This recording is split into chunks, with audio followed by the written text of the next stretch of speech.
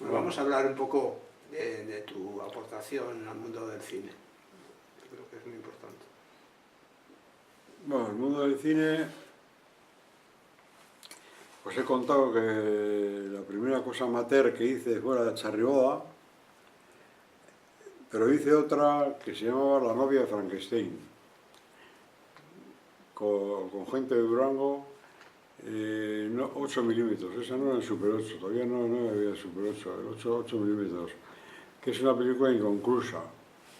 pero que los de la universidad dicen que es muy buena, yo no me lo creo, pero bueno. Después hago una película experimental con el Festival de Cortos que se llama Vi 2, que tiene un subtítulo en inglés que se llama Man Ray for Marcel Duchamp, con música de John Cage, esa en el 72. Luego en el 73 hago Charriboda, luego me dedico a filmar con la ayuda de José Mario Uriarte y algunos más, todas las danzas de Vizcaya, a Euskal Dantzar y Biltzarra, que son documentos, sin montar, todo, o sea, rodado, como estás rodando tú ahora, con 2 cámaras, todas las danzas de toda Vizcaya tenemos recogidas. Luego en el año 80, Ezeiza me contrató para hacer un documental sobre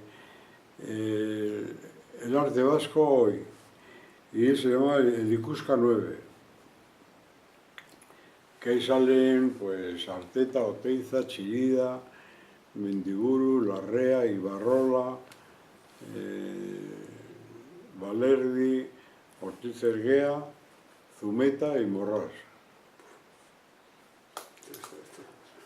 Después en el 83 hago una película sobre Chillida, Chillida Retrato en casa, que es una película muy bonita porque está Chillida en conversación con Valerdi, que era amigo suyo. Entonces es una conversación y a través de la conversación se ve toda la carrera de Chillida.